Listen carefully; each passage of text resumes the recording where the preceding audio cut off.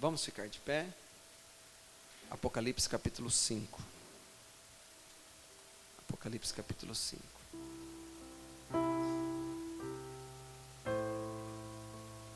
Glória a Deus. Muito bom. Vamos ler esse versículo, depois nós vamos fechar um pouquinho nossos olhos. Sob esse toque aí, nós vamos ter 30 segundinhos de oração interna. Apocalipse capítulo 5, verso 2. E vi um anjo forte bradando com grande voz: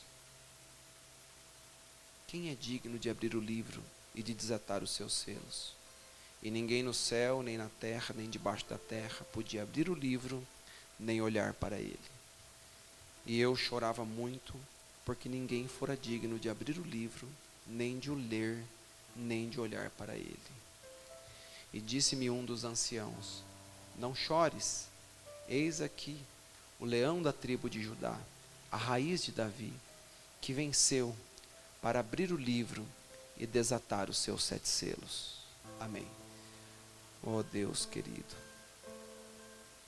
deixa, Senhor, o colírio do Espírito Santo descer sobre os nossos olhos, sobre os olhos do coração, sobre os olhos do entendimento, Senhor. E deixa a palavra viva viver em nós, Pai.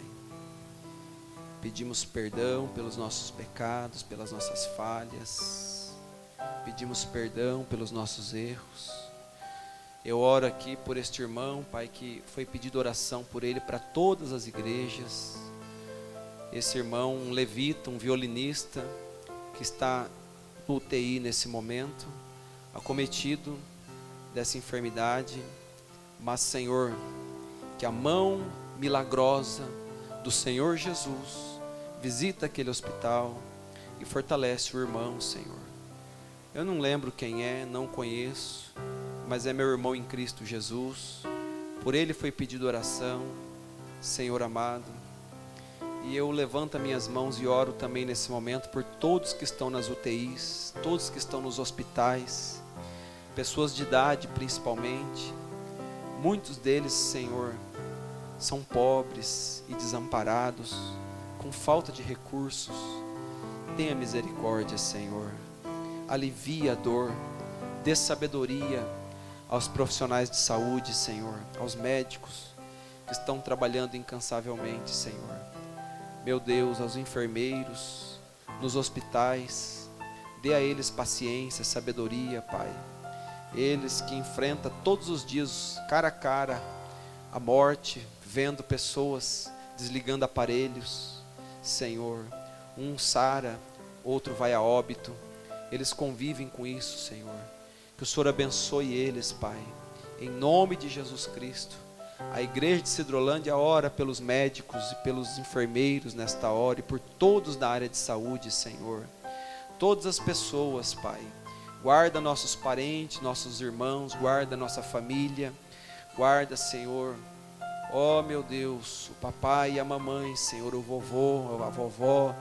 Guarda, meu Deus, guarda as crianças, Pai.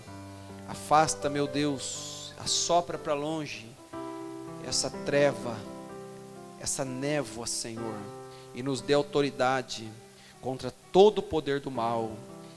Senhor amado, agora nós vamos olhar para a Tua palavra, vivifica ela, Senhor, para que ao sair daqui, saiamos, Senhor, com os nossos corações ardendo e com a nossa fé renovada. Em nome de Jesus Cristo nós oramos e Te agradecemos. Amém, Senhor. Amém. Amém. Pode se assentar, em nome do Senhor Jesus.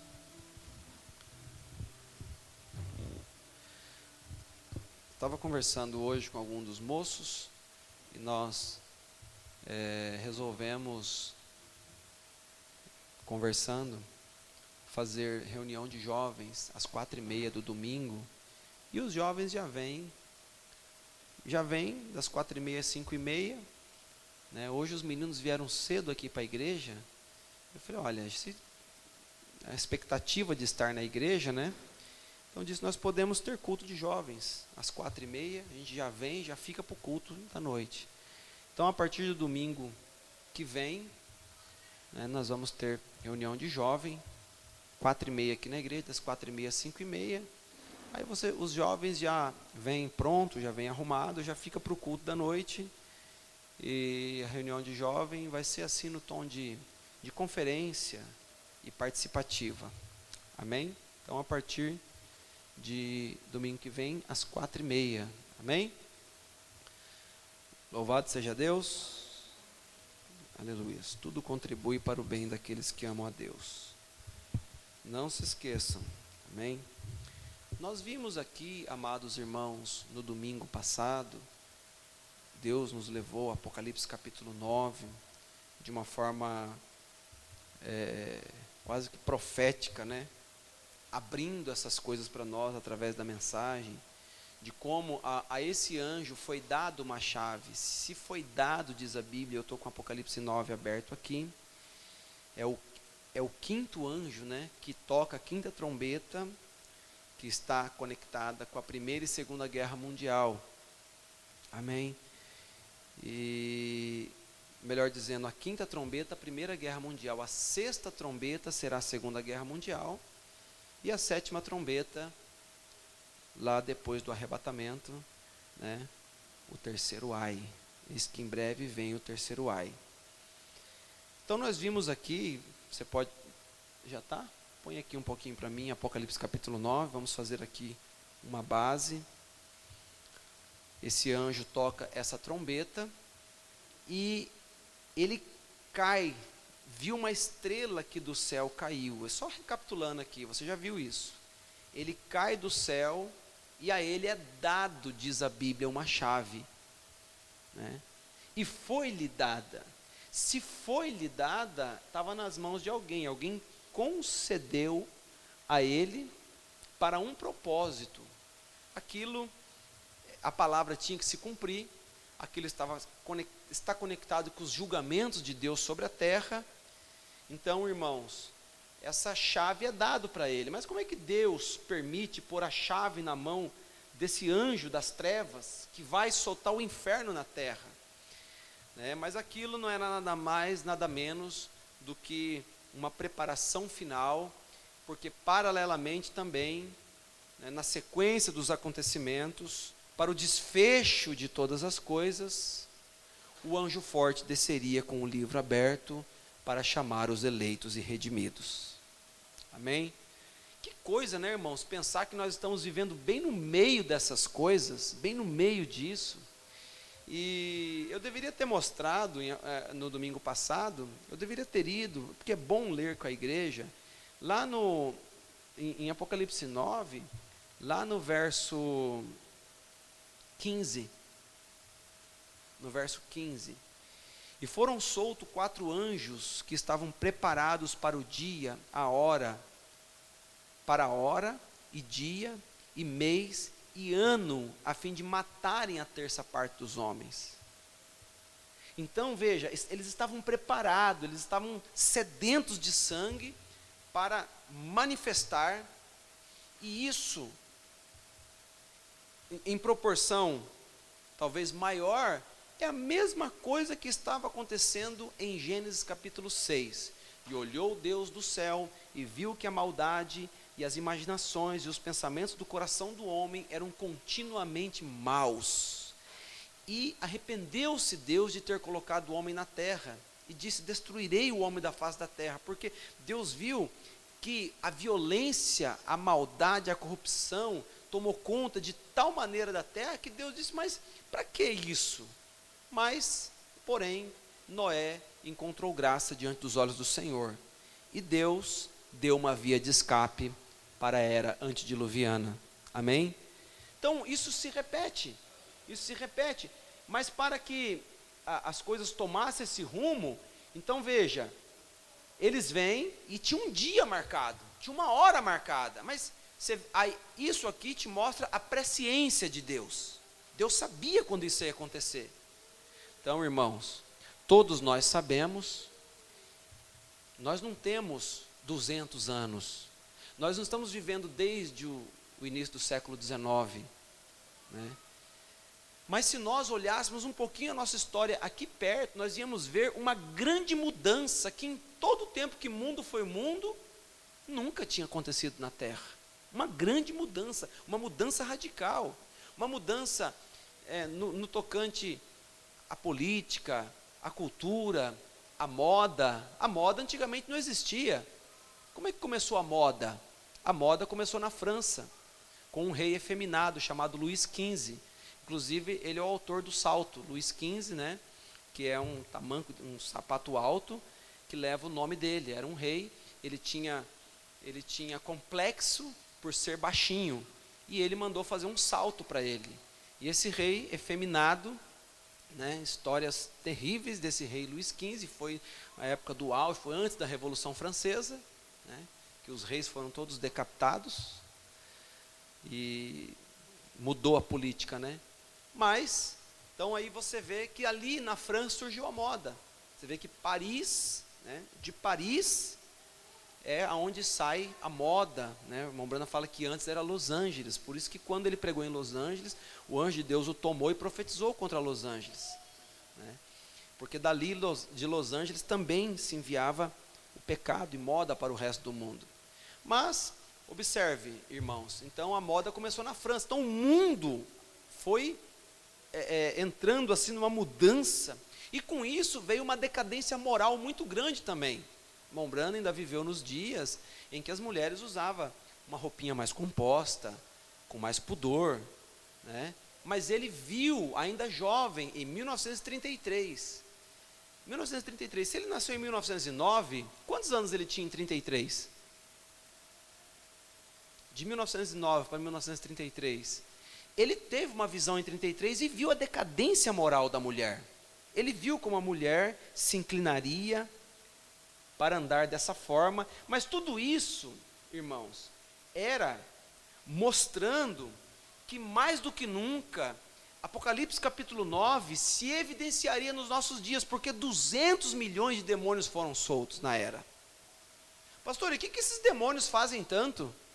Ó, irmão, um trabalha só com prostituição, o outro trabalha só para destruir famílias, o outro trabalha só com homicida, o outro é o espírito das drogas, o outro é o espírito da política, o outro é o espírito de tráfico, o outro espírito de corrupção política, demônios, o outro é espírito de nudismo, de coisas perversas, né? Espíritos que trabalhariam no ser humano para mudar o jeito dos homens, mudar o jeito das mulheres, as mulheres mais masculinas, os homens mais efeminados, a cada dia, e, irmãos, sabe, a forma como você vê as coisas, aquilo influencia, a forma como você vê e age e pensa e recebe aquela influência, você se torna daquele jeito. Você vê que você vai ver verdadeiros homens que têm toda a genética masculina, mas com comportamento totalmente feminino, a ponto de entrar num lugar e as pessoas olhar assim, mas ficar assim, o que será que é? E vice-versa. Não é verdade? Mas o que é aquilo? Você vai se transformando naquilo que você crê que é. Quando aquele espírito toma, então a pessoa vai trabalhando em cima daquilo, que a pessoa começa a se tornar aquilo mesmo. Correto? Então você tem aí Apocalipse capítulo 9. Sim, eu estava lendo com vocês, né? Verso 16. E o número dos exércitos dos cavaleiros era 200 milhões. E ouvi o número deles. Passa. E assim vi os cavalos nesta visão, e os que sobre eles cavalgavam. Tinham couraças de fogo, de jacinto, de enxofre. Então, o enxofre é o elemento químico que produz a pólvora. Então, eles trouxeram guerra, fumaça, fogo, enxofre. Então, essas coisas estavam conectadas também com Primeira e Segunda Guerra Mundial. Mas, irmãos, se 200 milhões, eu quero passar por isso aqui, e quero continuar. Se 200 milhões de demônios trouxeram o inferno sobre a terra, para chegar na pedra de coroa do Éden satânico, Acho que eu nunca tinha falado isso, né? Mas o Éden satânico também tem uma pedra de coroa. Não é só a cidade de Deus que está sendo, essa cidade cujo artífice e construtor é Deus, que nós procuramos como Abraão procurou, a Jerusalém celestial que desce sobre nós, que nós fazemos parte dela. Não é só essa cidade, não. É também o diabo construindo um Éden satânico sobre a terra. O diabo também quer colocar, irmão, a sua pedra de coroa. E a pedra de coroa é a pedra final, a pedra de acabamento. Gostaria que você abrisse sua Bíblia em 2 Coríntios, capítulo 4, versículo 4. 2 Coríntios, capítulo 4, versículo 4.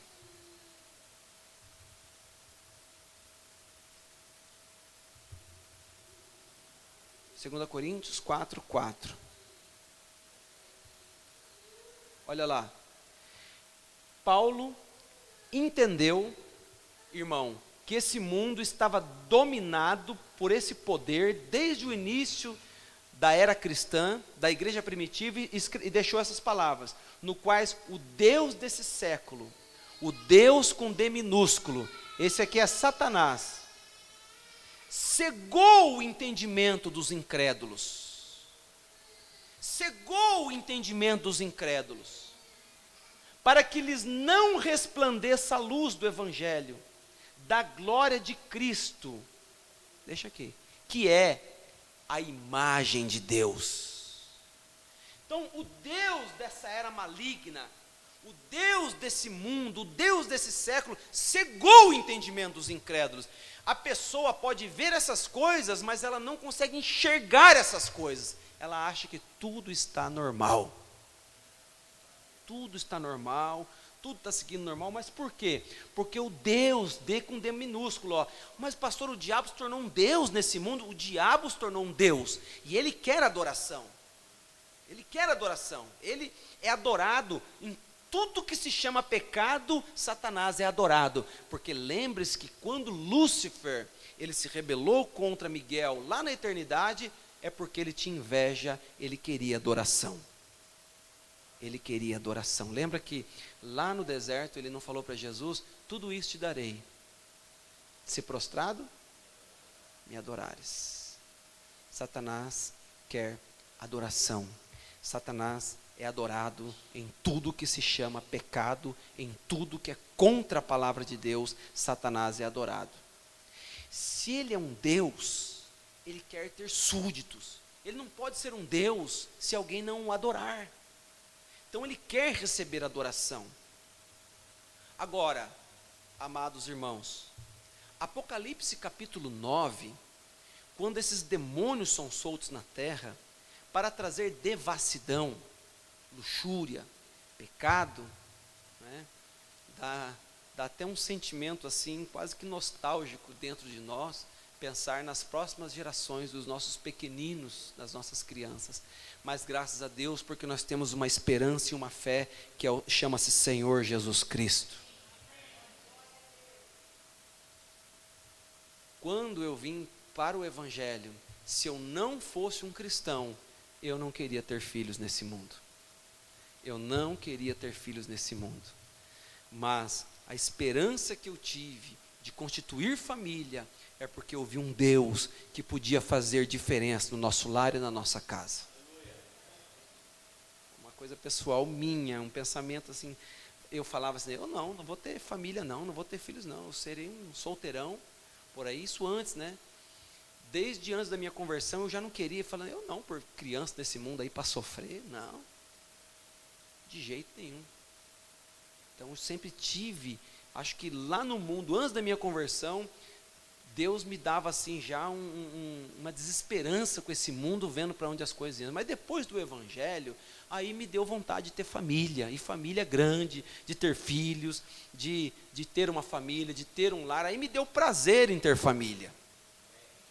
Antes disso, eu não queria. Amém? Alguém pode falar assim, pastor, mas a gente faz o que pode. Às vezes nossos filhos, eles saem da presença de Deus, mas eles têm você para interceder por eles. Eles têm você para dobrar o joelho e falar, eu não pus filho no mundo para o diabo levar, eu creio na redenção, eu creio na intercessão, eu oro por ele, eu oro por ela, eu estou na brecha por eles. Olha que grande coisa, irmão. É você orar pela sua semente, é você ter essa graça de Deus de poder interceder. Isso não é maravilhoso? Isso é uma oportunidade que Deus te dá e você deve valorizar isso de uma forma muito grande. Então veja, o Deus desse século cegou o entendimento dos incrédulos. Engraçado, né, irmão? Eu não sabia que tinha olhos no entendimento. Sim, existe olhos no entendimento. Cegou o entendimento dos incrédulos. A forma como nós olhamos, e não é só aqui que Paulo vai falar isso, ele também vai falar em Efésios, capítulo 1 ou 2, que Paulo fala assim, tendo aberto os olhos do vosso entendimento. Quer dizer que no entendimento tem olhos? Tem gente que o entendimento dele é cego, e tem gente que o entendimento dele é aberto. Porque, lembra que eu li aqui para vocês? Jesus primeiro abriu para eles as escrituras, depois abriu-lhes o entendimento para que compreendesse as escrituras. Então tem sim olhos no entendimento, mas o diabo, ele cega o entendimento dos incrédulos para que não resplandeça a luz do evangelho. Mas o entendimento, irmãos, quando a pessoa não compreende, como crerá? Como crerá em algo deformado, sem compreensão? Eu não creio numa coisa que não tem compreensão, que não se define, que eu não sei o que é, como que eu vou crer nisso? A palavra, você recebe a palavra por fé, mas você sabe o que é a palavra. Você sabe quem é Jesus. Você sabe o que os apóstolos ensinaram. Amém?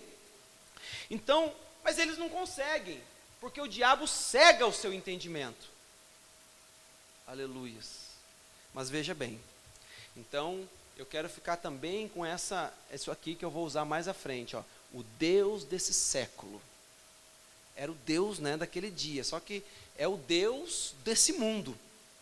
Paulo estava falando dos problemas do seu dia, mas é o mesmo velho diabo que cega o entendimento, porque se a pessoa tem seu entendimento cegado, ela não abre o coração, e não abrindo o coração, ela não recebe a luz. O que Jesus, São João capítulo 1, e a condenação é esta, lá no final do capítulo 1 de São João, não precisa abrir não, e a condenação é essa, eu já falei isso aqui muitas vezes, que a luz veio ao mundo, e os homens amaram mais as trevas do que a luz. A condenação é rejeitar a luz. Então luz, irmão, o que é luz? A Bíblia diz que a luz do justo é como a luz da aurora, que vai brilhando mais e mais até se tornar dia perfeito. Quando o sol está nascendo, você tem uma penumbra, começou a clarear, você enxerga, o dia não é perfeito ainda. A luz do justo é como a luz da aurora, que vai brilhando mais e mais até se tornar dia perfeito, um dia completo, onde todas as coisas estão claras. A pessoa fala, olha, a minha afirmação é tão clara quanto a luz do meio-dia. Amém? Então, irmão, Davi disse assim, lâmpada para os meus pés, né? Andava com uma luminária, clareando para não tropeçar, e luz para o meu caminho é a tua palavra, Senhor. Então a palavra, ela se abre, a palavra, ela se revela e se desvela na vida do crente. Você não crê que a palavra tem se aberto para você? Você crê realmente que a palavra tem sido aberta para você? A palavra se abre para cada um de nós. Aleluias. Mas, irmãos, então, eu quero mostrar, esse Deus dessa era maligna é o diabo, ele quer adoração, mas nós vimos também que entre Apocalipse capítulo 9, quinta e sexta trombeta, Apocalipse 9, esses demônios visitando a terra, de uma forma, trazendo um estrago. E Apocalipse capítulo 11, as duas testemunhas, as duas oliveiras que estão diante de Deus, estão na terra para pregar aos judeus. É os 144 mil. Pastor, mas então rápido já aconteceu. Então você vê que o arrebatamento acontece entre Apocalipse 9 e Apocalipse 11. Porque Apocalipse 11, os judeus estão recebendo agora a mensagem e tendo seus olhos abertos. Amém? E em Apocalipse capítulo 9... O terror está tocando aqui na terra, porque esses 200 milhões de demônios estão trazendo perversão em todas as escalas, em todas as esferas. Entre Apocalipse 9 e Apocalipse 11, desce Apocalipse capítulo 10. Apocalipse capítulo 10 é a porta do nosso arrebatamento. Ó, irmão, eu estou citando a palavra de Deus, a Bíblia. Em Apocalipse capítulo 10, irmão, aquele anjo que desce com esse livro aberto em sua mão, aquilo ali é a nossa deixa, a nossa saída daqui dessa terra. Nós temos tudo a ver com aquele livro. Em Apocalipse capítulo 10 está João, tipo da noiva, está o verso 7, que é o mensageiro, é o nosso Eliezer, está Jesus Cristo, que é o anjo forte, porque a Bíblia não fala, Apocalipse 10 não fala assim, e Jesus Cristo desceu na terra, não. E vi um anjo forte, outro anjo forte descendo do céu, e vi outro anjo forte que descia do céu, vestido de uma nuvem, e por cima da sua cabeça estava o arco celeste. Esse arco celeste é o que nós chamamos por arco-íris, mas Íris era uma deusa da mitologia grega. A deusa Íris. E aí ficou arco-íris. Mas o arco celeste, ele apareceu lá nos dias de Noé, quando Deus fez um pacto com o mundo que não destruiria mais a terra através das águas do dilúvio. Quantos se lembram disso? Você lembra dessa passagem na Bíblia, que Deus prometeu que não fazia isso, e Deus disse assim, eis que colocarei o meu arco celeste. Então você tem o arco-íris, que a gente chama de arco-íris, mas é o arco celeste que Deus colocou como um sinal que não destruiria mais a terra com o dilúvio. O arco, aquele foi o primeiro pacto feito entre Deus e os homens, assim, que se evidenciou como um sinal gigantesco no céu. E Jesus foi chamado também de o anjo do pacto. Amém? Se o arco celeste estava sobre a cabeça desse anjo que desce aqui, e você não vai ver esse arco celeste na cabeça de nenhum outro anjo. Então, você vai vendo que ele é um anjo especial. Amém? Veja, e o seu rosto era como o sol. Não era como o sol? E os seus pés como colunas de fogo. Pode colocar um pouquinho, por favor, Apocalipse capítulo 10. E o seu rosto era como o sol, e os seus pés como colunas de fogo. Eu vou devagar aqui, porque eu quero que você entenda bem isso. Verso 2. E tinha um livrinho aberto, pôs o seu pé direito sobre o mar e o esquerdo sobre a terra. Você sabe que a terra, o pé direito sobre a terra representa o domínio sobre o poder político, e o pé esquerdo sobre o mar representa o domínio sobre povos, sobre a besta que se levanta do mar e dominará os povos. Eu até marquei, irmão, coloca para mim Apocalipse 17, 15. Apocalipse capítulo 17, verso 15. Você pode ver aí na sua Bíblia também.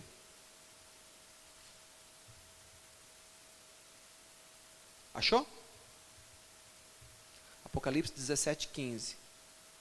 E disse-me, as águas que viste, onde se assenta a prostituta, são povos, multidões, nações e línguas. Amém? Então, está aqui, né? As águas que viste, onde se assenta a prostituta, são... Então, quando o livro de Apocalipse usa essa expressão, está sentado sobre muitas águas, é alguém que domina sobre povos, é alguém que tem hegemonia, que tem poder. Veja, as águas que viste, onde se assenta a prostituta, você sabe quem é a prostituta, né, de Apocalipse 13.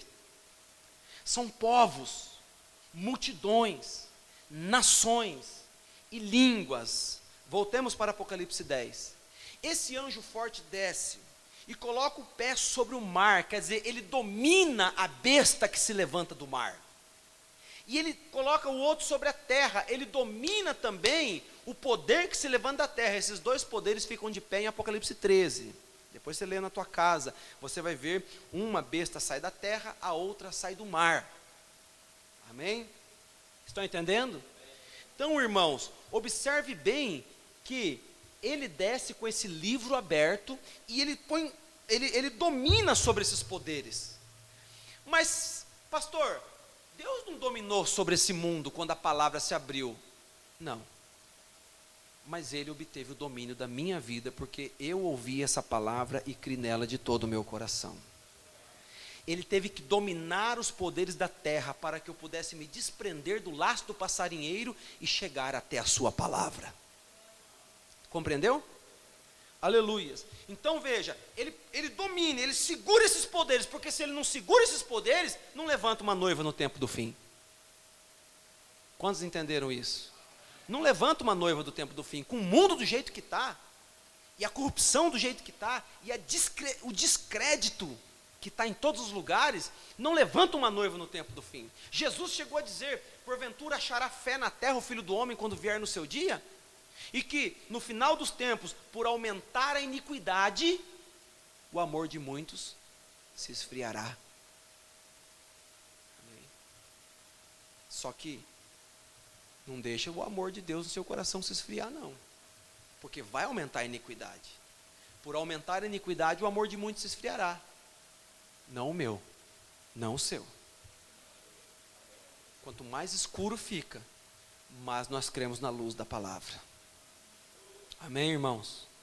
Então está profetizado que seria tempos trabalhosos, tempos difíceis. Mas veja, então ele põe os seus pés e domina sobre o mar. Eu mostrei para vocês que são povos, nações, terras, línguas. Ele domina, e o esquerdo sobre a terra. E ele tem um livro aberto.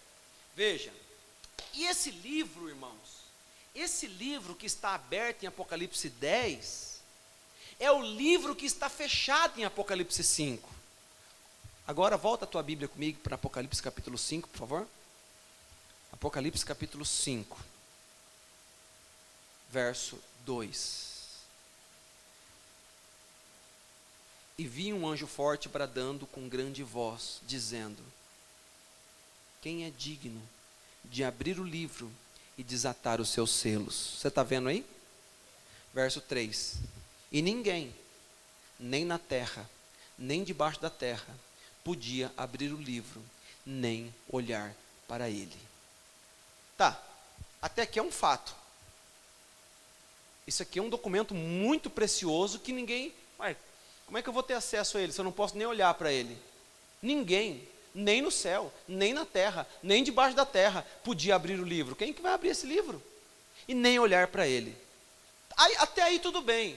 Mas por que João começou a chorar no próximo versículo? Olha o próximo versículo. E eu, João, chorava pouco. Chorava pouco? Não, chorava muito. João entrou num estado de comoção, de desespero, de angústia, e ele entrou em prantos.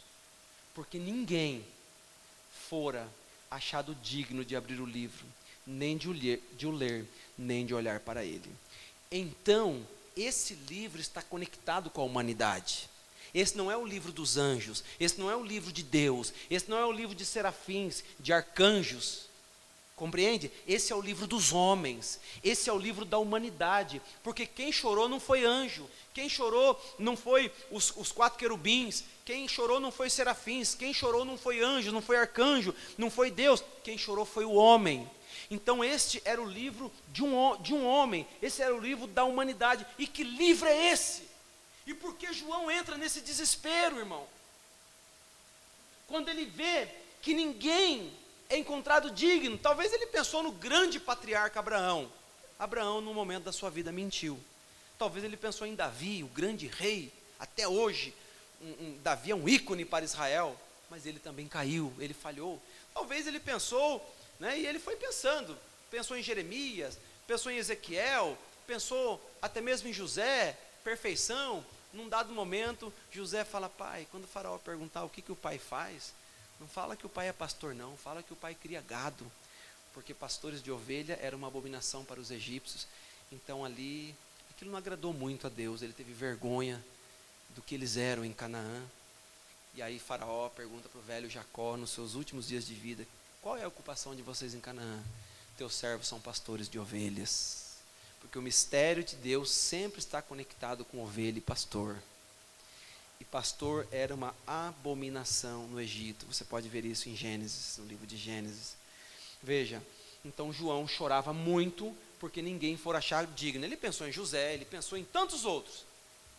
Mas esse era um livro certamente de homens. E esse livro, irmãos, esse livro é o livro que foi perdido por Adão. Lembra quando Adão foi colocado na terra? Então, a Bíblia usa essa expressão livro, mas ele não é um livro, ele é um título de propriedade. Ele é um documento, ele é uma escritura de cartório, por assim dizer. Você sabe que livro que é esse?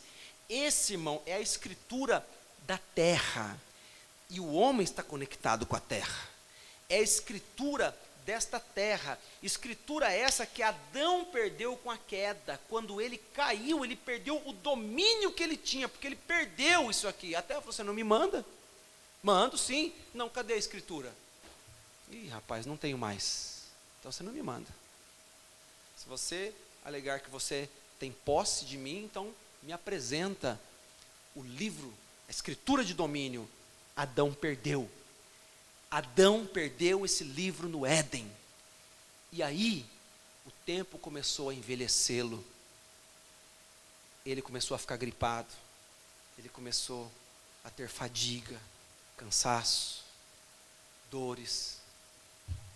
Você chega numa fase da sua vida, é bom os mais novos escutar isso. Você chega uma fase da sua vida que todo dia você acorda com uma dorzinha diferente. Fala, mas não tinha isso antes? É o livro que Adão perdeu. Entende? Você fala, não fiz nada. Tem dia que você não faz nada e está tudo moído, quebrado, corpo dolorido, está ruim. Não fiz nada, estou bem, não estou gripado. Às vezes o calcanhar, as juntas, uma luta. Por quê? Esse velho corpo está morrendo. Acabou. Aquele vigor, aquela energia. E você se virar rápido para um lado, você dá um estralo. Trec, você já para assim também. Por quê? Porque nós perdemos esse livro. Amém? Não é verdade? Você se esforça. Trabalha, acorda, não liga para certas dores, vai indo para frente, vai indo para frente, vai indo para frente. Um dia você não consegue mais ir para frente. Porque nós perdemos esse livro. E junto com a perda dele, irmãos, Satanás se apodera desta terra. Deus não construiu o mundo em 6 dias? O que disse o apóstolo São Pedro? Que um dia para Deus é quantos para nós? 1000 anos. Deus construiu o mundo em 7 dias, 7.000 anos. Foi da noite para o dia. Você vê os pássaros, as cores cintilantes, azul, vermelho, você vê o tucano, você vê a arara, você vê a gralha, você vê os animais da selva, do campo, as borboletas, as flores. O grande engenheiro e arquiteto não foi da noite para o dia, trabalhando nessa terra, construindo fontes, jazidas, amém? Construindo tudo, colocando minérios para que o homem pudesse extrair o ferro, o alumínio, o manganês, tudo que estava nessa terra, colocando aqui madeira, madeira fraca, madeira dura, madeira mediana, tudo colocando aqui, frutas que teu organismo precisaria, colocando tudo aqui, 7.000 anos, e o diabo veio e esculhambou com a coisa toda. Então, quando o homem caiu, o diabo correu, diz o profeta, para se apoderar desse livro, porque o diabo queria o domínio dessa terra. Ele encontrou o segundo Adão, lá na Galileia, e falou para ele assim, ó, tudo isso é meu. Foi ou não foi? Tudo isso é meu. Mostrou reinos, exércitos, presidências, repúblicas, monarquias, haréns, mulheres, armas, tudo isso é meu. Disse para o segundo Adão. Mas o segundo Adão veio buscar o que o primeiro perdeu.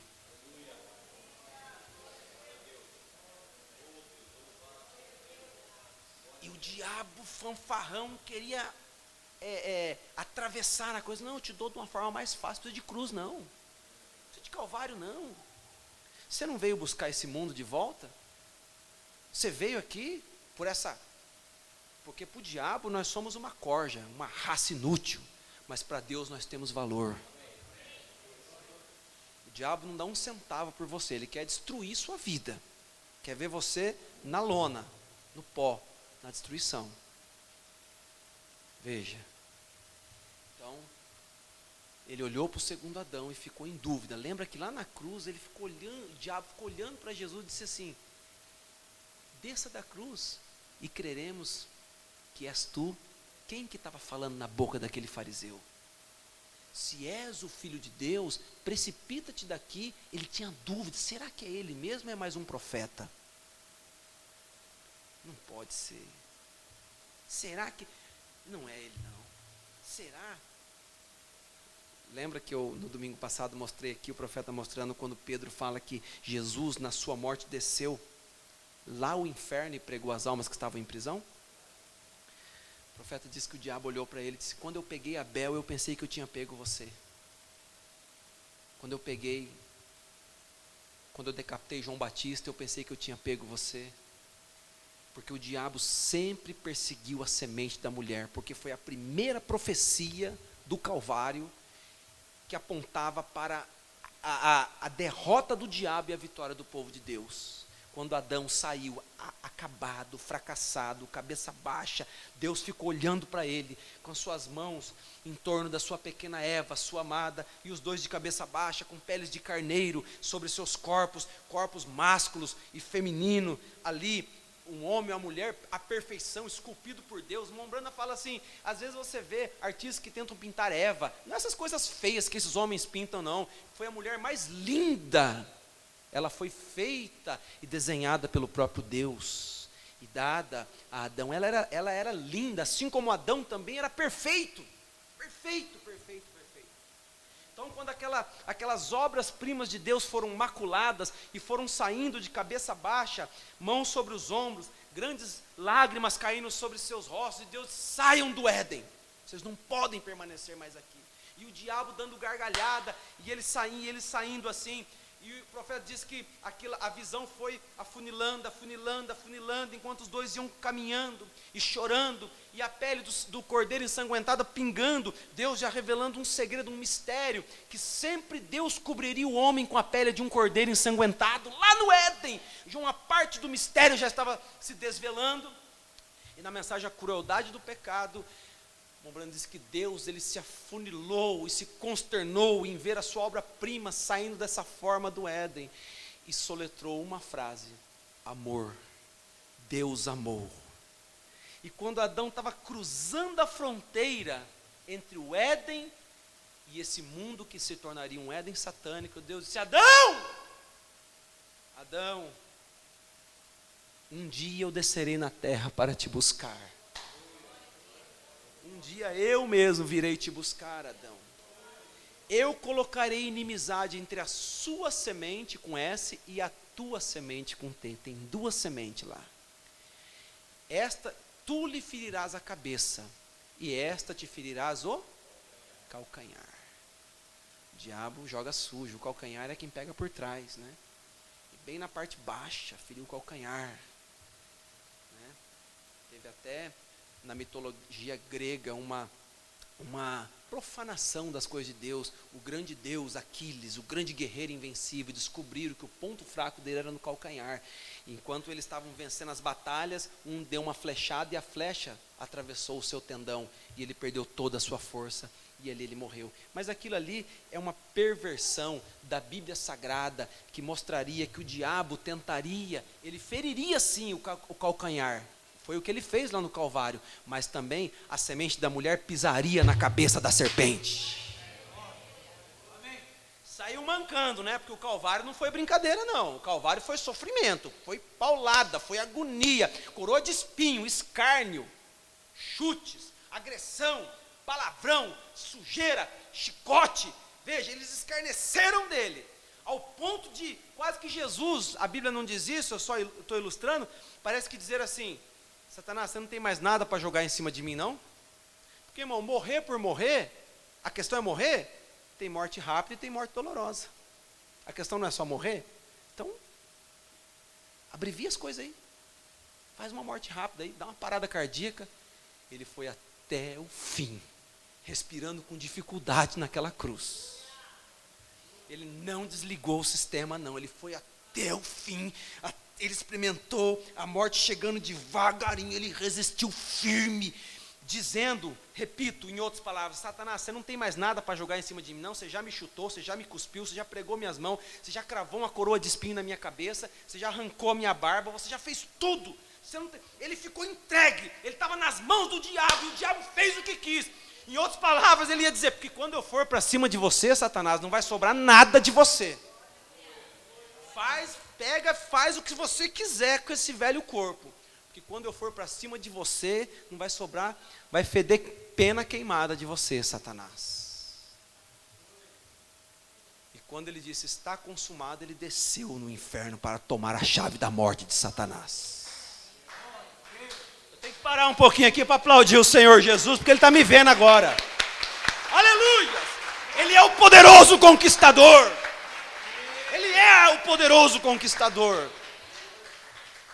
Ele desceu no inferno. Pedro disse que ele desceu às profundezas, na quinta região, região dos perdidos, e pegou as chaves da morte do inferno. Ao terceiro dia, ele apareceu: eis que vivo para todo sempre, e tenho nas minhas mãos as chaves da morte do inferno.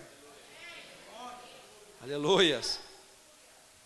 A pergunta que pode se fazer é assim: pastor, então por que nós estamos aqui ainda? Se o anjo forte desceu, o que nós estamos fazendo aqui ainda? Veja, se Jesus já foi lá na cruz e pagou o preço do Calvário, você tem que entender que redenção tem duas partes.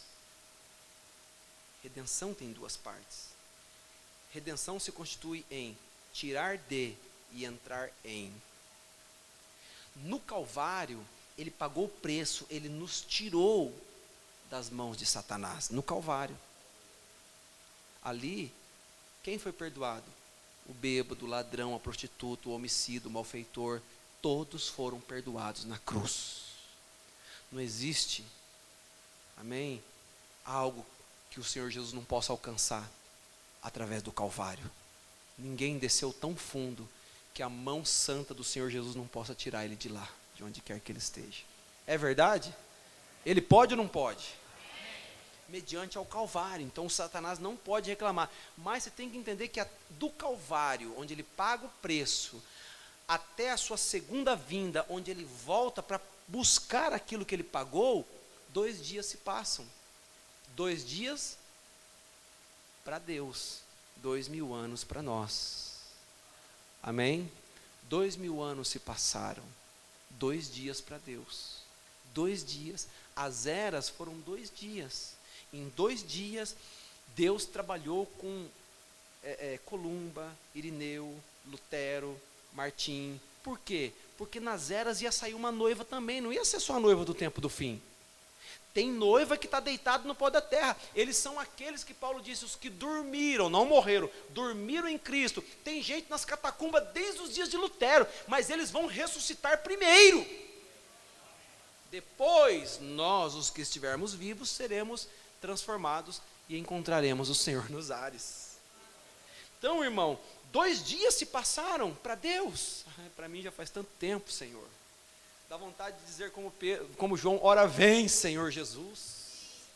Ora vem, Senhor Jesus. Ah, pastor, mas eu não tirei meu nome do SPC ainda, eu tenho coisa para resolver, eu não quero que o arrebatamento venha ainda não. Irmão, o rapto vem na hora certa, não se preocupe não. Na hora que ele vier, aleluia. Então você tem que estar sempre tentando lutar para fazer as coisas certas. Tem coisas que eu deixei desatado aqui, pastor, não consegui resolver. Mas você entregou as luvas, ou Deus te encontrou lutando para colocar as coisas corretas? Aí que está. Ah, eu não consegui vencer. E aí entrega ao Deus dará. Não. O que você não conseguir resolver antes do rapto, mas que o Senhor Jesus te encontre orando, querendo acertar, resolver, consertar, amém? Voltar atrás. Tem um monte de coisa que ficou para trás e a gente não consegue consertar mais. Como é que faz com essa? Esquecendo-me das coisas que para trás ficam, olho para o alvo e prossigo para a frente, a soberana vocação em Cristo Jesus. Aleluias. Então, amados, eu chorava muito, porque ninguém fora digno de abrir o livro, nem de o ler, nem de olhar para ele. O profeta diz: você acha, irmão, que os anjos, um anjo não podia abrir o livro? Podia, porque anjo não tem pecado. Eles não têm pecado. Veja, eles não têm. Eles não entraram nessa dimensão para ter cobiça. O anjo não vê uma coisa lá e fala, olha que coisa boa, que vontade de pôr a mão naquilo. Anjo, ele não tem isso. Ele foi programado, você vê lá em Isaías 6, santo, santo, santo, o tempo todo é o Senhor Deus dos exércitos, toda a terra está cheia da sua glória. Isaías não viu a visão? Isaías capítulo 6, ele não viu os serafins voando ao redor do trono, o tempo todo clamando e adorando a Deus? Só que essa adoração dos anjos, ela não é tão receptiva e agradável ao aquele que está no trono, como a adoração de uma pessoa igual a você, que tem luta, que tem dor, que sofre, que às vezes mal consegue ir para a igreja. Irmão, quando você adora, Deus se agrada da tua adoração. Os anjos ficam lá, santo, santo, santo. Aí você não fala só santo, santo, santo, porque você fala, Senhor, o Senhor me abençoou, o Senhor me redimiu, o Senhor curou o meu filho, o Senhor abençoou a minha esposa, o Senhor abençoou a minha casa, o Senhor supriu essa necessidade. Tem um monte de coisa que te faz se emocionar para com Deus. Então a adoração, irmão, de um mortal aqui nessa terra é muito mais agradável a Deus. Por isso que quando o livro é aberto, a Bíblia diz, e cantaram um novo cântico.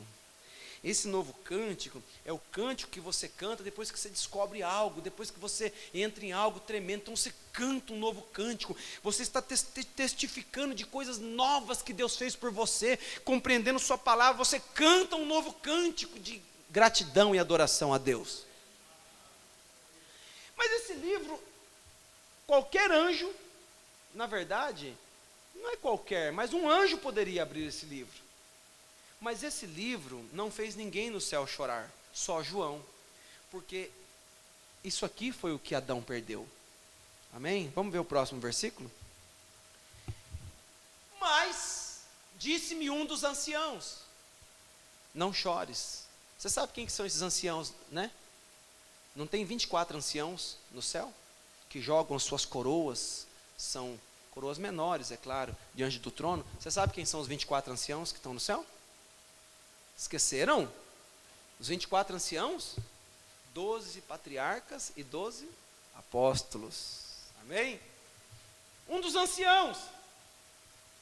Pastor Vanderlei Vilaça pregando em Curitiba, achei até engraçado. Será que não foi o próprio João? Porque João estava vendo todas aquelas coisas, mas ele também era uma parte dos 12 apóstolos. Será que não foi a própria teofania dele que falou assim, me perdoa a expressão, ô meu xará, a teofania de João, não estou inventando nada, um dos anciãos. Vocês não sabem que esses 24 anciãos são 12 apóstolos e 12 patriarcas? Quem era o ancião que falou com João? Talvez era a teofania dele mesmo. Não chores, porque veja, a Bíblia diz que João foi levado para o dia do Senhor, em espírito. Mas você tem uma teofania no céu. Amém? Jesus disse, ninguém subiu ao céu, senão aquele que de lá desceu, o Filho do homem que está no céu. E ele estava bem na frente de Nicodemos. Vou repetir, ninguém subiu ao céu, senão aquele que de lá desceu, o Filho do homem que está no céu. E ele estava falando com Nicodemos. Lembra quando Jesus disse, cuideis que não maltrateis a nenhum desses pequeninos, porque o seu anjo vê a face do Pai Celestial. Quem é o anjo das crianças? A teofania das crianças que estão no céu. Se você não tem uma teofania que clama, por isso que você canta, sinto o meu ser clamar, é a sua teofania, é o teu lado positivo, é o teu lado que não caiu, que não ficou ao lado do diabo, mas que lutou ao lado de Miguel, lutou no céu, e do céu te influencia para você buscar as coisas de Deus. Tua teofania fala com você desde a tua infância, só que você entende isso como consciência, você entende isso como um pensamento que te vem, você entende isso como um lado bom em você, que às vezes fez coisa errada, mas lá no fundo você não gostava daquilo, até um dia que você veio para o Evangelho, e aí você acertou a sua vida, deixou aquelas coisas para trás, mas aquilo era a tua teofania te chamando. E aqui um dos anciãos, e quem era João, senão um dos apóstolos? Não chores, eis aqui o leão da tribo de Judá, o leão. Qual que era o animal que representava a tribo de Judá? A bandeira de Judá é um leão. Amém? O leão da tribo de Judá. Jesus nasceu em Belém de Judá. O leão da tribo de Judá, irmãos, aleluias. Não é Davi apontou para Cristo. Davi, ele foi um tipo do que o rei Jesus será no milênio como governador. Aleluias. O leão da tribo de Judá, a raiz de Davi, viu? Maria e José eram descendentes de Davi. A raiz de Davi, que venceu para abrir o livro e desatar os seus 7 selos. E olhei, deu uma esperança, né? E eis que estava no meio do trono. Forma na tua visão aí. O trono, os 4 animais, esses 4 animais são aqueles 4 querubins. João não sabia como nominá-los. Fala animais, é porque um tinha a face como de um boi, de um homem, de um leão e de uma águia. Lembra dos 4 querubins? Então, é a cena que ele está vendo no céu. 4 animais viventes. Entre os anciãos, os 24 anciãos, um cordeiro. Como havendo sido morto. Estava todo ensanguentado, mas estava vivo. Parece que ele está morto, está tudo cortado, está tudo ensanguentado. Mas ele não está inerte. Como havendo sido morto. E tinha 7 chifres e 7 olhos. O que são? Chifre é poder. E olhos, o que são os olhos? Os olhos são os 7 mensageiros, são os olhos de Deus enviados a toda a terra. Para você entender isso aqui, é só você ler Apocalipse capítulo 1. Aquele que anda entre os 7 castiçais, ele tem na sua mão, na sua destra, 7 estrelas, que são os 7 mensageiros, 7 Espíritos de Deus enviados a todas as eras. Quem são eles? Paulo, Irineu, Martim, Columba, Lutero, John Wesley, William Branham, 7 mensageiros. Estava com ele, 7 olhos, que são 7 Espíritos de Deus enviados a toda a terra. Vê? São ministérios terrenos que descem um em cada era para trazer o povo para a palavra. Enviados a toda a terra. Passa. E veio. Esse cordeiro veio, né? E tomou o livro da destra do que estava sentado no trono. E isso aqui é motivo de dar tanto embaraço na mente do trinitariano ou do dualista, né? Ah não, olha lá. Um estava de pé, o outro estava no trono. Aí, irmão, você tem que ter a revelação de que não existe 2 deuses, existe um só Deus. Você tem que ter uma revelação do que é Deus em morfe, o Deus que muda de forma. Amém? Ele é Deus, ele está no trono, mas ele também é cordeiro. Quando ele morreu na cruz, as mínguas sangrando, ele era Deus lá? Ele era Deus, mas olha a condição dele. Não está vendo que ele estava num outro papel, numa outra forma, ele estava desempenhando uma outra história. Amém? Deus em morfe. Deus que muda de forma. O livro não mudou de mãos, apenas Deus mudou de forma. Como leão ele está sobre o trono, como cordeiro ele toma o livro. Aleluias, e desce. Amém? Então, irmãos, agora, o que vai acontecer quando ele toma esse livro? Vamos ver, vamos passar rapidinho que eu quero seguir a mensagem. E havendo tomado o livro, os 4 animais, os 24 anciãos prostraram-se diante do cordeiro. Não tem como adorar o que está no trono, depois adorar o cordeiro, é o mesmo. Tendo todos eles harpas e salvas de ouro cheias de incenso, que são as orações dos santos. Olha as nossas intercessões chegando lá, olha você orando pelos teus filhos, olha você olhando pelas tuas filhas, as cheias de incenso, salvas de ouro, coletando as orações. Por isso o crente tem que orar, tem que interceder. Olha lá, chegando as suas orações. Você pensa que a tua oração não chega? Ela chega lá. Passa. E cantava um novo cântico. Isso aqui era um cântico de redenção, né, irmão? Mudou os hinos. Aleluias. Redimido, redimido, estou voltando para a morada que ele prometeu. Estavam cantando um cântico de redenção. Digno és de tomar o livro e de abrir seus selos, porque foste morto, com teu sangue nos compraste, para Deus de toda a tribo, língua, povo, nação. Aleluia, e para o nosso Deus nos fizestes reis e sacerdotes, e reinaremos sobre a terra. Amém? Aleluias. Então, irmãos, esse livro eu passei por aqui para mostrar que esse livro que mexeu tanto com João, que abalou a estrutura emocional de João, agora esse livro vem para as mãos do Cordeiro, porque ele é o único que é encontrado digno de abrir o livro, e ele vai agora vir com esse livro aberto. Agora você pode ir para Apocalipse 10, por favor. Nunca isso vai fazer tanto sentido para você como hoje. Aleluias, louvado seja Deus. Amém? Você tem que ver o arco celeste, seu rosto era como o sol. Você vê que é a descrição de Apocalipse capítulo 1. Pode passar. Seu pé direito sobre o mar, nós já lemos, pode passar. Clamou com grande voz, como quando ruge um leão. Quando ele clamou, os 7 trovões emitiram as suas vozes. Pode passar.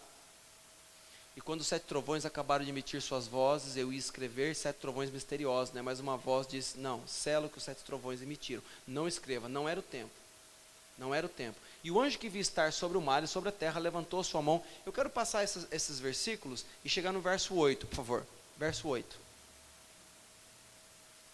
E a voz que eu do céu tinha ouvido, tornou a falar comigo e disse, vai, toma o livrinho aberto da mão do anjo que está em pé sobre o mar e sobre a terra. Então veja, ele ouviu o anjo dizer, pega o livro da mão desse anjo forte. Olha essa transição, amados. A voz que eu do céu, tinha uma voz que falava com João. Disse, vai lá e pega a mão, e pega esse livro, porque agora, irmão, ele já desceu com o livro aberto. Agora você já pode ir lá e colocar a mão nele, que ele vai te entregar. Toma o livro aberto da mão do anjo que está em pé sobre o mar e sobre a terra. Veja, passa. E fui, dizendo, dá-me o livro.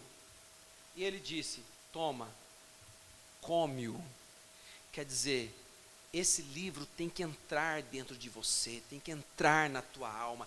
Esse livro, irmão, é a posse voltando. Nós estamos vivendo nos dias em que esse livro retornará totalmente para a nossa mão. Você fala, pastor, isso aqui vai acontecer? Já aconteceu ou está acontecendo? Isso está acontecendo agora mesmo. Isso está acontecendo com a palavra se abrir. Isso faz parte do dia e da hora que nós estamos vivendo. É a hora em que porque quando o rapto acontece e o nosso corpo passa a se tornar um corpo, quando o mortal é revestido pela imortalidade, e isso que é corruptível se reveste da incorruptibilidade, irmão, quando isso acontece, nós vencemos a morte, e para vencer a morte, nós temos que pôr a mão nesse livro, melhor, comer esse livro, amém?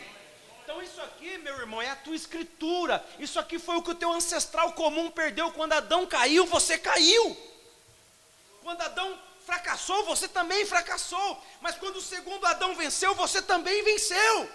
Esse livro aqui, quando ele volta para a terra, a palavra vai sendo aberta, você é beneficiário desse livro. Quando você abrir esse livro, você vai dizer, quer dizer que eu tenho direito à vida eterna, quer dizer que eu tenho direito à redenção, quer dizer que eu tenho direito de dizer à tempestade, volta a tempestade para o teu lugar de origem, quer dizer que eu tenho direito a fazer esquilos aparecer. Jesus, aleluia, ele mostrou uma parcela sobre isso, andando sobre a terra, não nascido sob pecado, ele não fazia parte da queda de Adão, ainda que ele era um homem, ele não conseguiu andar em cima das águas sem afundar? Ele não andou, ele não dominou a lei da física desta terra, ele não andou sobre as águas, ele não pegou 5 pães e 2 peixinhos, e ele não trabalhou a lei da física, da matéria, e não alimentou uma multidão com aquilo? Aleluias! Por quê? Porque aquele era um Adão que estava de pé, e nós estamos nos levantando também, porque o livro está descendo. Oh, irmãos, e quando isso vem para as nossas vidas, isso descerá, isso virá para um povo que está crendo, que está comendo a palavra, mas não é para nós fazer espetáculo com essas coisas, é para nós colocarmos em ordem aquilo que nós nunca conseguimos colocar. Deus nos dará isso, meu irmão, aleluia, de falar assim, enfermidade, sai, com um dedinho, você manda a doença embora, aleluias, amém? Ora, o segundo Adão encontrou um homem totalmente cego. Os discípulos disseram, Senhor, mestre, por que ele é assim? Ele pecou ou foram os pais deles que pecaram? Jesus disse, nem os pais dele, nem ele, mas para que nele se manifestasse a glória de Deus. E a Bíblia disse que Jesus cuspiu no chão.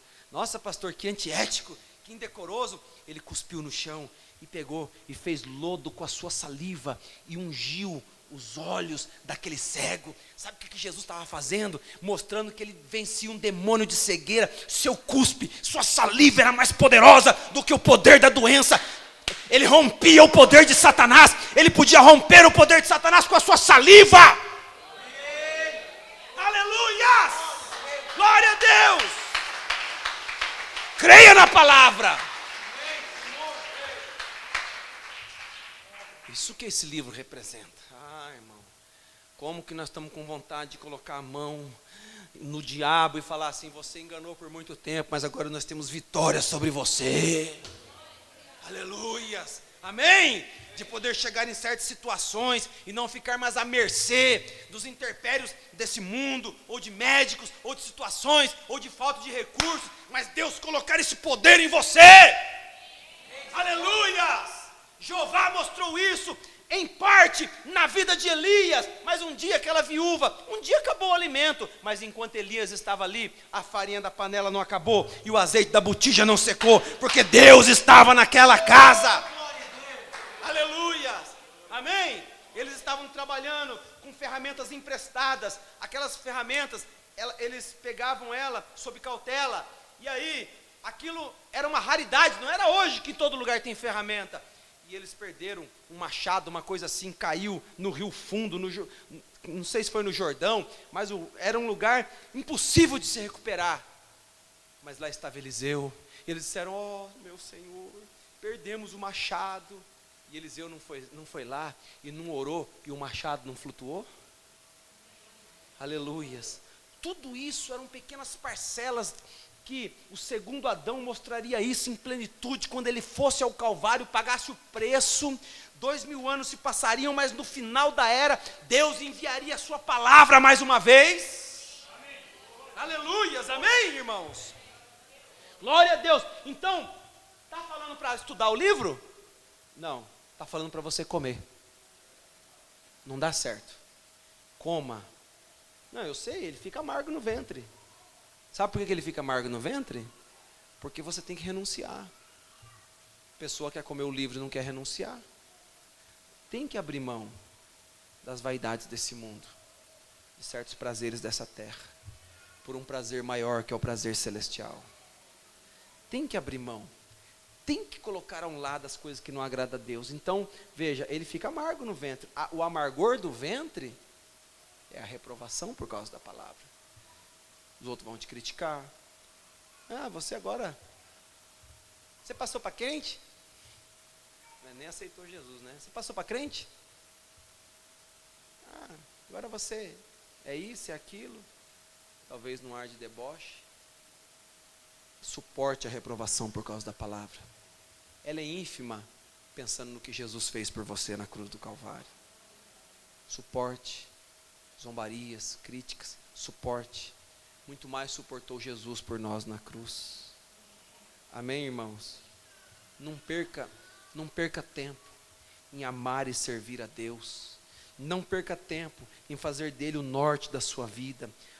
Aleluias, a bússola que guia a sua caminhada nessa terra. Não perca tempo com esse mundo. Não perca tempo, porque está tudo falido. Mas vai entrar um outro prefeito, um outro governador, um outro presidente, as coisas vão melhorar. Não melhora. E outra coisa, nós já vimos através desse presidente, do Bolsonaro, que não é um homem que manda na nação, não. Um homem, ele fica impotente, porque a nação toda faz o que quer. A começar de todos os parlamentares e instituições ao seu redor. Um homem não endireita. O único homem que pode endireitar uma nação ou o mundo chama-se Senhor Jesus Cristo.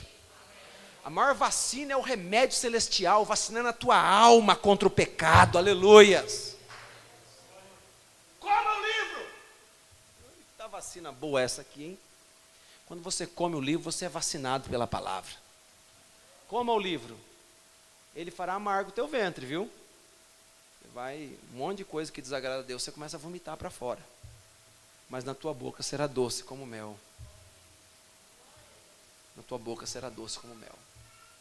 Você sabia que se você comer a comida mais gostosa que você pode pensar e comer a comida mais simples, ambos, depois que estão de barriga cheia, não sente mais nada, o prazer de degustar uma comida é uma fração de segundos em que ele passa pelo paladar, depois que desceu e encheu a tua barriga, os dois ficam de barriga cheia. O prazer de comer é rapidinho, é o sabor, você sentiu, passou por todas as glândulas que detectam o sabor aqui na sua boca, você engoliu, acabou o sabor, aí você tem que comer de novo, aí você fala, está gostoso, mas não aguento mais, já estou cheio, mas é o sabor agradável, que faz a pessoa querer comer mais. Veja, então irmãos, o sabor da palavra é maravilhoso, mas quando desce para o ventre, ele traz cura, e uma coisa que traz cura, irmão, às vezes mexe com a gente, traz mudança, traz revolução, faz uma limpeza no teu ventre espiritual, faz uma limpeza, começa a limpar a tua vida, aleluias, e você começa a absorver as vitaminas, tudo que está na palavra começa a esparramar para os teus membros, para os teus olhos, para os teus ouvidos, para os teus pés, um corpo saudável, um corpo santo, aleluias, alguém que ama a Deus, que quer buscar a Deus, que se alimentou da palavra de Deus, e o alimento está fazendo digestão nessa pessoa. Você vai ver algumas pessoas, que você não vê uma evolução neles, ao comer a palavra, porque essa palavra não está indo para o lugar certo.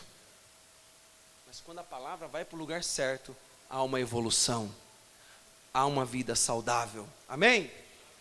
Amém, aleluias. Então ele é doce como mel na boca, mas ele no ventre fica amargo. Eu quero caminhar para nós encerrarmos aqui, eu não vou seguir, porque vamos seguir mais um pouquinho aqui então, rapidinho. Tomei o livrinho, comi na minha boca, como o anjo profetizou, né? Foi doce como mel, havendo comido, meu ventre ficou amargo. E aí, irmão, chegou a tua vez. Agora importa que profetizes outra vez. É reprofetizar o que o anjo já nos deu. Amém? É pegar, só que, escuta, não é para reprofetizar o livro fechado, não. É para reprofetizar o livro aberto. Quem comeu o livro, aí sim, profetiza outra vez, reprofetiza agora, aleluias. Então é o livro aberto, é a revelação da palavra na tua alma, transformando o teu viver e transformando a tua vida. Amém? Aleluias.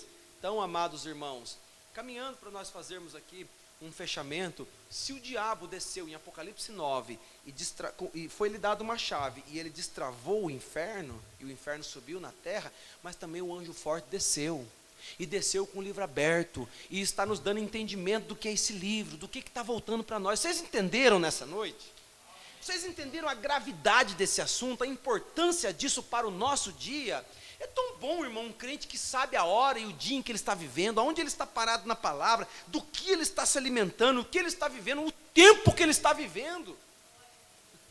Amém? A hora em que ele está vivendo. Então, isso é muito importante. E eu, pensando um pouco, lá nas coisas que eu falei no começo do culto, quando eu estava meditando sobre esse assunto, e eu vi Satanás, o profeta prega, né, o Éden satânico, eu vi o diabo criando um Éden. O diabo criou um Éden satânico. O Éden de Adão foi um Éden celestial. Mas o diabo criou um Éden satânico. Ele foi aperfeiçoando o pecado, a violência, a maldade, né? E Jesus disse, como foi nos dias de Noé, será nos dias em que o Filho do Homem se há de manifestar. Para isso eu quero que ponha uma escritura aqui, Gênesis capítulo 6. Gênesis capítulo 6, quando Jesus disse, como foi nos dias de Noé, então ele estava mostrando que haveria um paralelo dos dias de Noé com os dias em que nós estamos vivendo. Jesus, em outras palavras, disse, se você quer saber como será o fim, olhe para o começo. Jesus disse, como foi nos dias de Noé, eu estou citando Lucas 17, ali que Jesus fala, como foi nos dias de Noé, será nos dias em que o Filho do Homem se há de manifestar. Veja lá, o que aconteceu nos dias de Noé? A perversão da fé. Veja, Gênesis capítulo 6,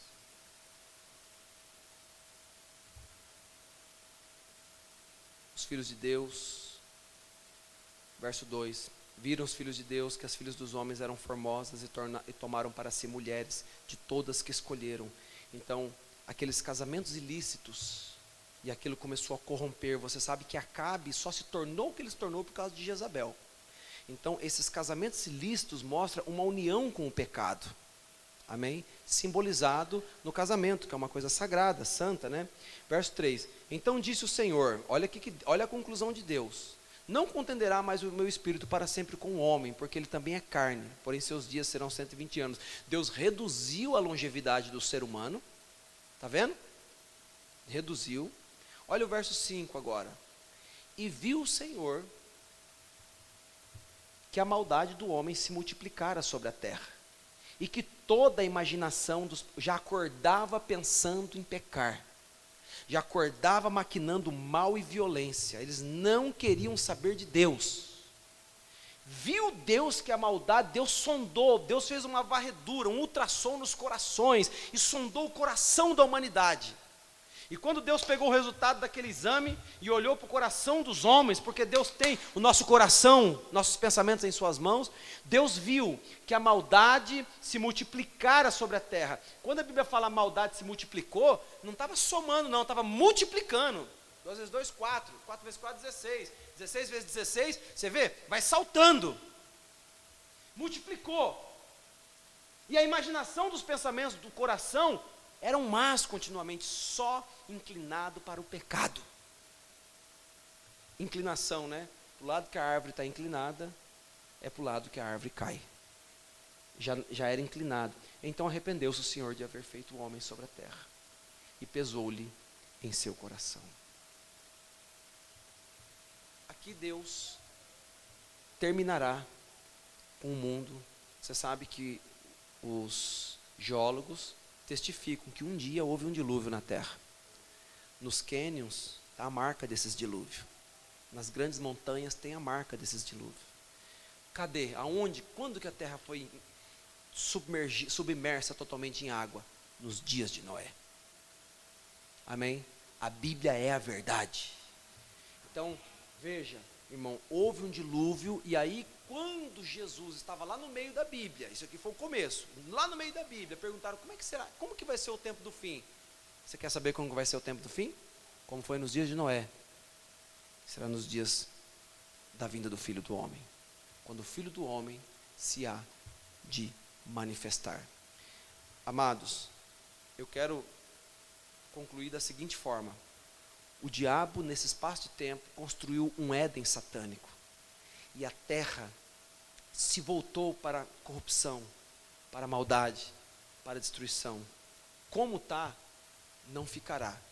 Deus tirará a sua igreja, como bem profetizou na palavra, e o mundo entrará num tempo de restauração. Mas o que restaura esse mundo são vulcões e erupções, armas nucleares. O mundo entrará num caos, as potências do céu serão abaladas. Essa coisa de inverno, verão, essas 4 estações entrarão em colapso. Então você já vê um pouco disso, tornados e tempestades. Você vê na América Central, todo ano cidades e mais cidades são destruídas por tornados, tsunamis querendo invadir a terra. Imagina isso no 6º selo, quando a igreja for tirada, o mundo entrará em caos. Por quê? Porque esse Éden que o diabo demorou tanto tempo esculpindo com seus pecados, sujeira, malícia, maldade, Deus tem que varrer essa coisa, Deus tem que terminar com isso. Mas se você vai fazer uma reforma na casa, a melhor coisa é você pegar e sair da casa, porque aquilo vai virar uma bagunça. Se a reforma for de uma coisa que vai mexer com toda a estrutura na casa, nem dá para você ficar embaixo. Então, se a casa vai ser reformada, se o mundo será restaurado para os filhos de Deus de novo, como foi nos dias de Adão, então Deus tem que tirar o morador daqui, que está sofrendo aqui, com essa bagunça, com essa corrupção. Deus fala: eu vou tirar você daqui, eu vou arrumar a casa, e depois eu trago você de novo. Você vai subir para as bodas do Cordeiro, aleluia, 3 anos e meio de festa no céu, abraçando uns aos outros, aleluia, naquela grande mesa. Esse mundo estará num colapso, glória a Deus. E depois, e vi a nova Jerusalém descendo do céu, irmão, a noiva já se aprontou, então nós vamos descer. Oh, glória a Deus. E agora rapidinho, abra sua Bíblia aqui no livro de Apocalipse. Vamos ver a inauguração do milênio, Apocalipse capítulo 3, verso 7. O profeta revela isso nas eras da igreja, mostrando lá em Filadélfia A inauguração do milênio. Inauguração do milênio, pastor, nunca vi isso nas eras. Veja, Apocalipse, capítulo 3, verso 7. Ao anjo da igreja que está em Filadélfia, escreve: isto diz o que é santo, o que é verdadeiro, o que tem a chave de Davi, que abre e ninguém fecha, e fecha e ninguém abre. Conheço as tuas obras, eis que diante de ti pus uma porta aberta, ninguém a pode fechar. Tendo pouca força, guardaste a minha palavra e não negaste o meu nome. Glória a Deus. Mas me diga, o que é essa chave de Davi aqui? Você já viu isso nas eras? No livro das eras? Isto diz aquele que tem a chave de Davi, que abre e ninguém fecha, e que fecha e ninguém abre. Tem uma chave misteriosa nas mãos do Senhor Jesus. O que essa chave abre, pastor? Ele já fala, né? Eu já coloquei diante de você uma porta aberta. Amém? Você crê que ele tem a chave para a porta? Ele já pôs diante de nós uma porta aberta, que a porta que ele abre, o diabo não fecha. Mas você sabe o que o profeta fala que é essa chave de Davi aqui? Quem foi Davi? Davi foi um ícone em Israel. Davi foi um salmista, compositor, poeta e guerreiro. Davi foi um rei aclamado, segundo o coração de Deus. Ser humano mortal como eu e você, cometeu falhas, cometeu erros, chorou e riu. Gostava de tocar sua harpa. E como você e eu gostam, ele gostava de adorar a Deus, ele cantava. Os salmos eram cantados. Veja, a chave de Davi. Lembra que Jesus veio em nome de 3 filhos? Alguns já até captaram aí: filho de Deus, filho do homem e filho de Davi. Amém? Bartimeu, na entrada de Jericó, o cego: Jesus, filho de Davi, cego, tem misericórdia de mim. Jesus era chamado de filho de Davi, porque ele era da descendência de Davi, correto? Jesus também foi chamado de filho do homem, porque filho do homem é profeta. Ele não falou para Nicodemos, em São João 3, como Moisés levantou a serpente de bronze no deserto, importa que o filho do homem seja levantado. Ele não referia a si mesmo como filho do homem. Filho do homem refere-se a profeta. Você vai ver isso em Ezequiel, em Jeremias. Filho do homem, filho do homem, filho do homem é a forma como Deus usa para se referir a profeta. E filho de Deus, ele era o filho de Deus. Como filho de Deus, ele é o Espírito Santo. Amém? Que Jesus morreu, mas disse: eu irei, mas tornarei para vós. É o Espírito Santo, é o Filho de Deus na igreja, é o Espírito Santo. Amém? Muito bem. Então, tá bom. Se ele veio em nome de 3 filhos, e aqui está aparecendo uma chave misteriosa, na mão de Davi. Veja, e está falando que ele tem a chave de Davi. Aleluias. Como filho de Deus, irmão, ele é o Espírito Santo nas eras. Como filho do homem, ele é profeta. Mas como filho de Davi, ele é rei. Amém? Como filho de Davi, Jesus representa o rei dos reis. E como filho de Davi, ele representa o reinado milenial. Ele vai ser o rei e nós seremos a sua noiva. E os 144 mil serão súditos. Quem entendeu isso?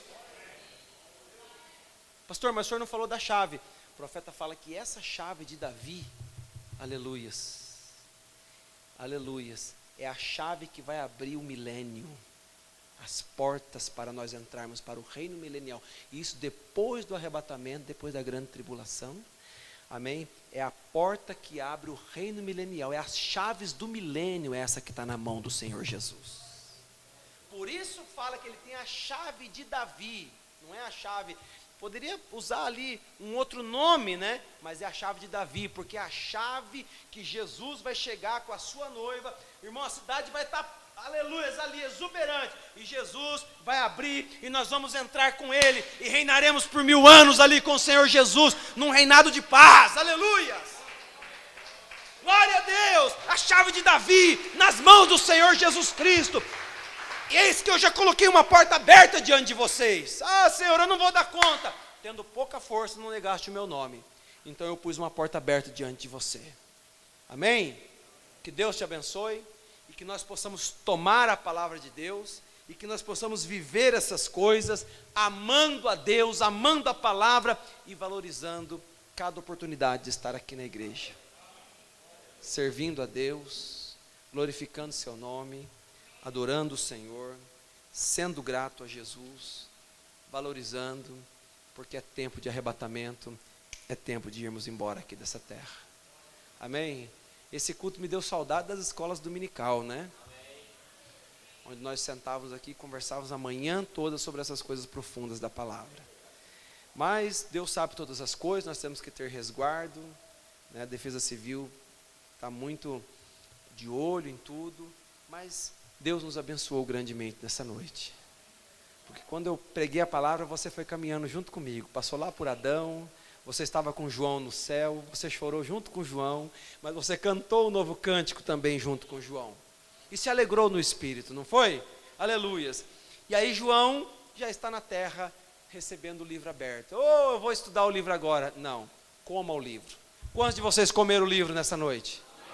Coma o livro, coma o livro, vai comendo até que o poder volta para você. Vai comendo o livro, vai comendo esse livro, até que esse poder retornará para você, porque você tomará posse dessa fé, e essa fé remove montanhas, e essa fé vai trazer os resultados que nós tanto esperamos. Deus os abençoe, aleluias. Nunca houve expectativa como tal para nós ir embora para nossa casa, e em silêncio os céus aguardam o final, aleluia, um sinal, né? Vamos lá? Nunca houve expectativa. Vamos ficar de pé? Como tá? E em silêncio os céus um sinal. Olha para aquela cena no céu. Querubins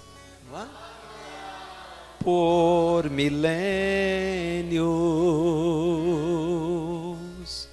agora curvam suas faces em silêncio. Ô irmão, ninguém tem o que você tem, aleluias. E o cordeiro com o livro em suas mãos. Olha a cena no céu. Se põe de pé para reclamar sua possessão. A perfeição que foi perdida no princípio, Ele mesmo atrás de volta entrega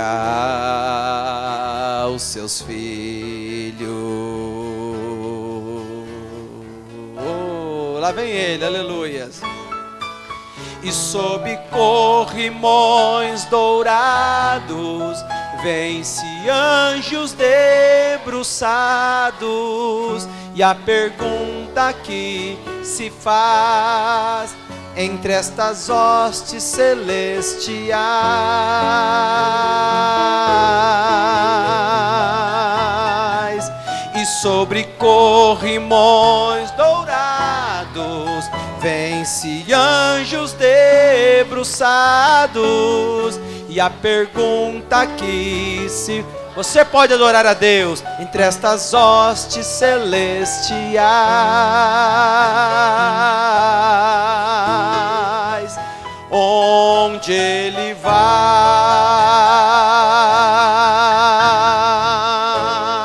Aleluias!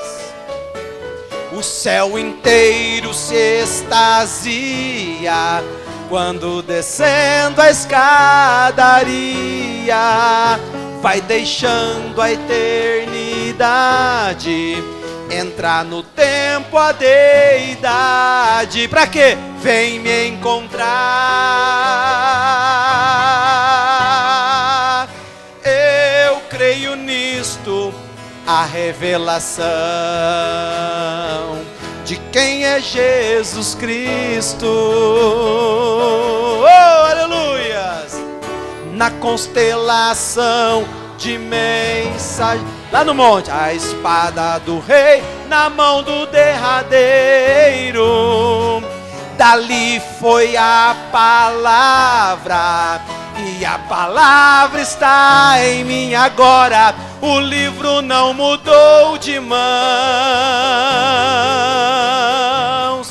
apenas Deus em morfe mudou de forma. É tempo de adoração.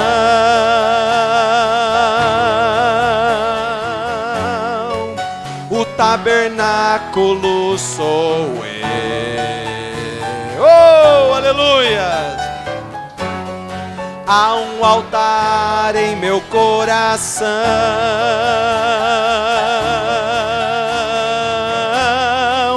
onde Deus se escondeu,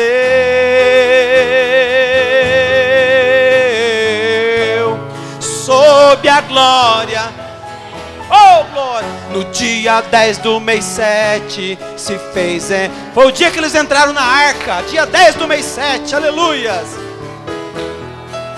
Eu recebi a expiação.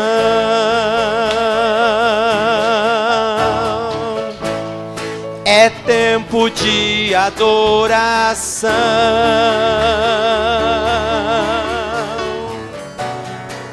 O tabernáculo sou eu. Há um altar no seu coração, meu irmão. Há um altar em meu coração. Não tenha medo de cantar, solta a sua voz para Deus ouvir. Onde Deus se escondeu. Olha a Shekinah, sob a glória da Shekinah. No dia 10 do mês 7 se fez entrar.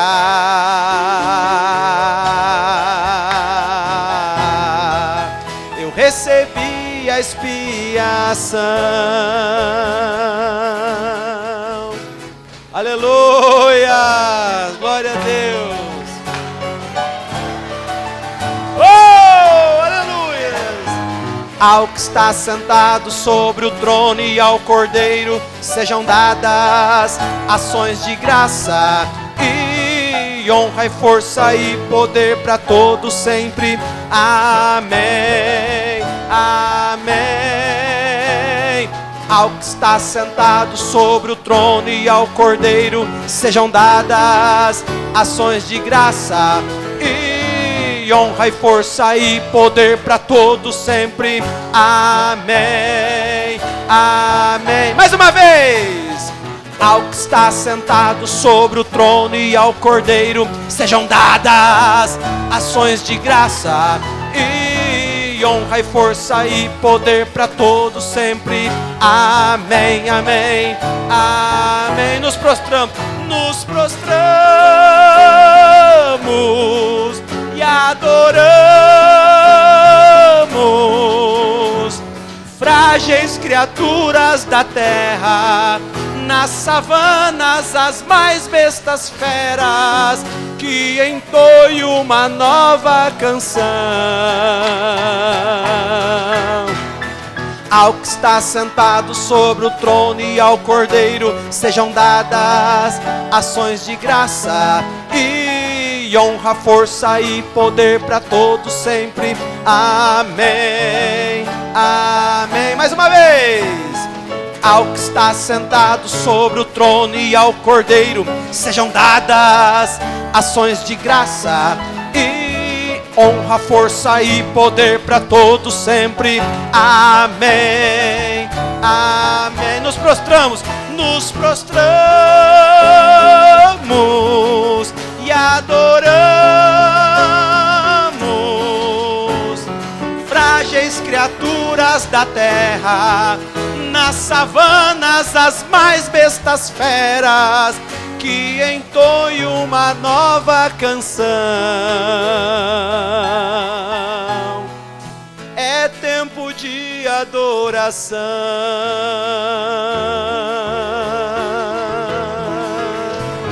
Glória, glória, glória, glória, glória, glória, glória, glória, glória. É tempo de adoração.